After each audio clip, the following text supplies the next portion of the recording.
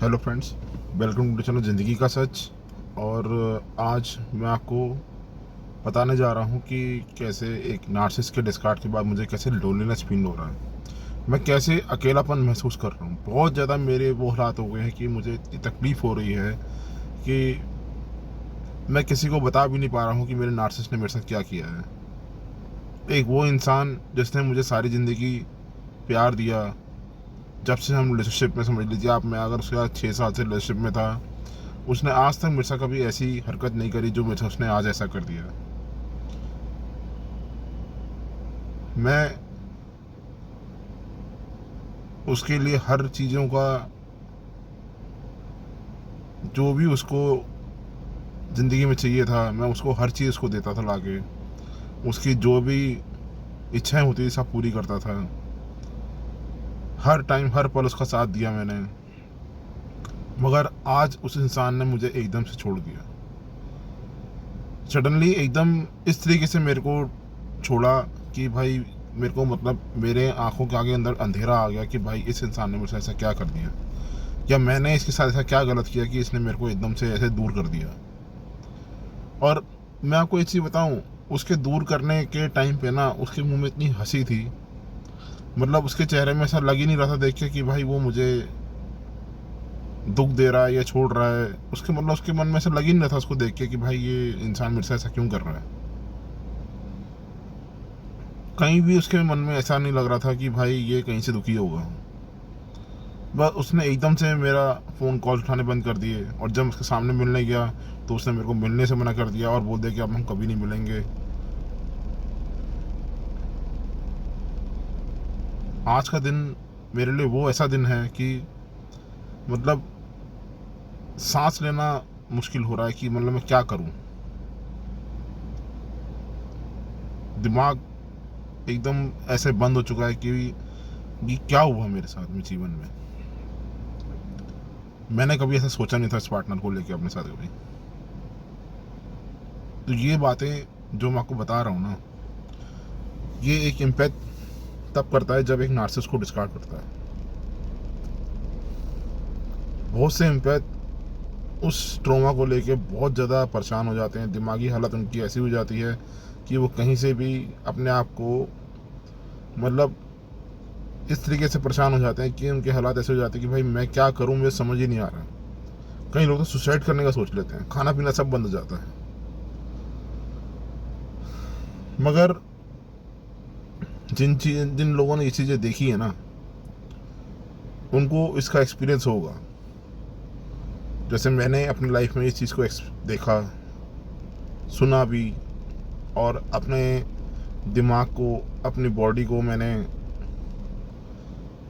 इन चीज़ों को लेके बहुत ज़्यादा अपने आप को परेशानी देखती हुई देखी मैंने। और फिर उसके बाद मैंने अपने आप को हील करा, अपने आप को अवेक करा कि भाई संसार में ऐसे लोग भी होते हैं जो कि धोखेबाज होते हैं।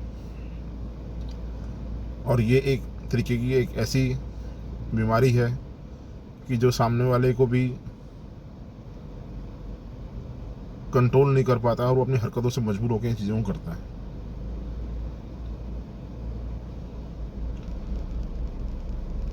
आज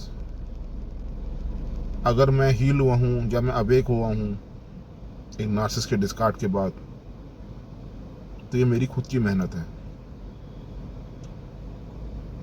हमें अपने आप को इनसे दूरियां बनानी बहुत ज़रूरी होती हैं। अगर हमसे दूरी नहीं बनाएंगे तो ये हमेशा हमारे को यूज़ करते रहेंगे। कई इम्पैक्ट एक बारी धोखा खाते हैं, दूसरी बारी धोखा, तब भी उसके बाद जाते रहते हैं। उनको यही समझ नहीं आता कि भाई सामने वाला इंसान तुम्हारे लिए गलत है। बस उनको ये लगता है मेरे ट्रॉमास, मेरे ट्रॉमास। अरे ट्रॉमा एक बारी दो बारी होता है भाई, तीसरी चौथी बारी में आदमी को समझ आने लग पड़ता है कि यार हाँ, अब मेरे लिए कुछ गलत हो रहा है, ये मेरा मेरा जीवन कहीं गलत जगह चल रहा है। ये चीज़ें मेरे को जो है आगे चल के प्रॉब्लम देने वाली हैं। तो जब मेरे नार्सिसिस्ट ने मुझे डिस्कार्ड करा, और जब मेरे दिमाग, मेरी बॉडी इस तरीके से हो गई कि जब मेरे हाथ पैर एकदम छूट गए कि भाई मेरे साथ ऐसा कैसे हो गया कि मैंने कभी अपने जीवन में इस इंसान को कोई दिक्कत नहीं दी, और इस इंसान ने मुझे कैसे इतनी प्रॉब्लम्स क्रिएट कर दी, कितनी मेरे को एकदम से छोड़ दिया। मैं कहीं बताने लायक नहीं था इन चीज़ों को। मैं किससे जाके बात करूं। क्योंकि कोई भी अगर इस बात को सुनता तो वो सीधा बोलता है छोड़ना, आगे चल अपनी ज़िंदगी को देख, उसको आना होगा तो अपने आप आएगा। मगर किसी को क्या पता कि नार्सिसम नाम की चीज़ भी होती है। भाई ये इंसान आज डिस्कार्ड करके गया है, महीने बाद दोबारा आपके पास खड़ा होगा, चाहे आपको आप कितनी उसको गालियाँ दे लो। मैंने अपने नार्सिस के डिस्कार्ड के बाद चीज़ों को समझना शुरू करा, उसके ट्रॉमास को जो दिए इसने मेरे को, उसको मैंने पूरा एक तरीके से अपने पूरा रीड करा कि भाई ये कैसे क्या हुआ और किस तरीके से मेरे साथ इंसान ने ऐसा करा। कई लोगों से मैंने बातचीत करी, कई यूट्यूब पे मैंने ही वीडियोस देखी, चीज़ें समझ आई, और फिर मैंने नार्सिसम को पढ़ा कि भाई नार्सिसम क्या चीज़ होती है, नार्सिस की हरकतों के बारे में पता करा, क्यों डिस्कार्ड करता है वो। तो जब ये चीज़ें मुझे समझ आई तब मैंने सोचा कि यार इसमें ना इस इंसान की गलती भी नहीं है, इसकी तो ज़िंदगी ही ऐसी बर्बाद है, ये तो ज़िंदगी में नरक भुगतने ही आया हुआ है। इसको ऊपर वाले ने ऐसी ज़िंदगी जी है कि भाई तो कहीं भी नहीं ज़िंदगी में खुश रहेगा। जो ये खुशी दिखाते हैं ना अपनी, वो अंदर का दुख होता है इनका।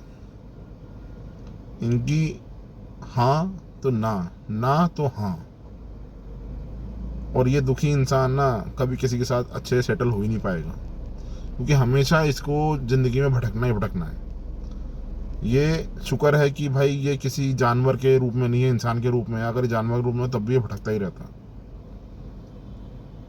और मैं आपको एक चीज़ बताऊं, नार्सिज्म हर चीज़ के अंदर होता है। अगर आप कोई जानवर देखेंगे ना तो वो बहुत अच्छा होगा, और एक जानवर ऐसा भी होगा जो बिल्कुल ही अलग होगा, ठीक है ना। वो अपने एक मालिक का बिल्कुल वफादार होगा और एक अपने मालिक का भी वफादार नहीं होता। तो ये चीज़ें जो होती है ना, ये सब में ही देखी जाएंगी आपको।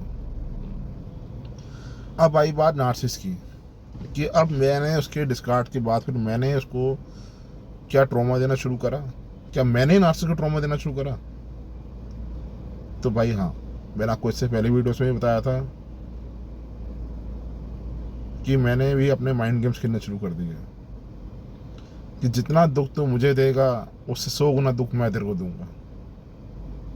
मगर क्या, अपने कर्म खराब करके नहीं, अपने आप को बचा के। मैंने उस इंसान से मूव ऑन होना शुरू कर दिया। मैंने उस इंसान से अपने सारे कॉन्टैक्ट ख़त्म कर दिए, क्योंकि जब उसकी मेरे को हरकतें पता लगनी शुरू हुई तो मैंने सोचा यार इस इंसान से अब दूर रहना ही बढ़िया है। तो मेरा दूर रहना उस इंसान के लिए एक ट्रॉमा था। वो चाहे किसी और के पास चला जाएगा तुरंत ही, किसी और सप्लाई के पास, मगर तब भी उसका माइंड, नार्सिस का माइंड मेरी तरफ ही रहेगा। हमें लगता है कि वो मूव ऑन हो चुका है, नार्सिस को फर्क नहीं पड़ता, किसी के पास भी जा सकता है वो, मगर इनके दिमाग की हालत ऐसी होती है ना, ये किसी के पास ज़िंदगी में सही से रह नहीं सकते। तो आज की वीडियो मैंने जो आपको बताया कि मैं बहुत लोनलीनेस फील कर रहा हूँ अपने नार्सिस के डिस्कार्ड के बाद, तो ये बहुत लोगों के साथ हो चुका है जिन्होंने को डिस्कार्ड हुआ है। और मैं उन लोगों को इस वीडियो के एंड में यही चीज़ बोलना चाहता हूँ कि भाई किसी भी चीज़ से परेशान मत हो, क्योंकि उसके डिस्कार्ड के बाद आप जब मूव ऑन होंगे ना तो आपकी ज़िंदगी बहुत बढ़िया निकलेगी। इतनी खुशी मिलेगी ना जीवन में, मतलब अंदर से ही ना एक ऐसा होता है कि दिल से कि यार मैं बहुत खुश हूँ भाई ज़िंदगी में, इस इंसान से मेरा छुटकारा मिला। आप किसी पे विश्वास नहीं करेंगे, उसके बाद किसी पे ट्रस्ट करना नहीं, छोड़ देंगे सब सबसे कि भाई अब ठीक है मेरे को अपनी लाइफ को अकेले जीना, मगर आपकी लाइफ बहुत सुंदर निकलेगी। जो चीज़ों को आपको नुकसान हो रहा था ना वो ठीक होनी शुरू हो जाएंगी। तो मैं आपको अपनी लाइफ में जो चीज़ें मैंने देखी हैं, जो मेरे साथ हुई हैं, मैं आपको वही चीज़ का एक्सपीरियंस दे रहा हूँ। समझना आपके ऊपर है, अपनी ज़िंदगी को बचाना आपके ऊपर है। अगर आप मूव ऑन हो ही नहीं रहे हैं, आप बार बार उसी इंसान के ट्रॉमा में हैं और उसी इंसान को बार बार आप जाके अपने आप को यूज़ करने दे रहे हैं, तो वो आपकी गलती है। वो तो यूज़ करता ही रहेगा, उसको पता है भाई ये मेरा पाला हुआ इंसान है, जब मुझे इसको यूज़ करना हो मैं यूज़ करूँगा, ये आता रहेगा मेरे पास। तो अपनी लाइफ में एक नार्सिस से मूव ऑन होना बहुत ज़रूरी है। और जितना मर्जी आप नार्सिसिज्म में रीड कर लीजिए, पढ़ लीजिए, कुछ भी कर लीजिए, सब में एक ही चीज़ लिखी होगी, move on, move on, no contact. बस यही एक नार्सिस के से दूर रहने का एक यही तरीका है। और ये जो चीज़ें होती है ना, हमारा नो कॉन्टैक्ट और मूव ऑन होना, वो एक नार्सिसिस्ट के लिए ट्रॉमा होता है। तो भाई जिसने आपको ट्रॉमा दिया, आप उसको ट्रॉमा दो ना जाके। आप क्यों अपने आप को यूज़ करवा रहे हो, क्यों अपनी ज़िंदगी को बर्बाद कर रहे हो इस इंसान के चक्कर में। तो बस आज की वीडियो में आपको ये सब बताना था मेरे को, जो चीज़ मैंने आपको बताई ये सच पे आधारित है। और आप चैनल को सब्सक्राइब जरूर करिए, लाइक करिए, कमेंट करिए। आपका चैनल को सपोर्ट करना बहुत ज़रूरी है।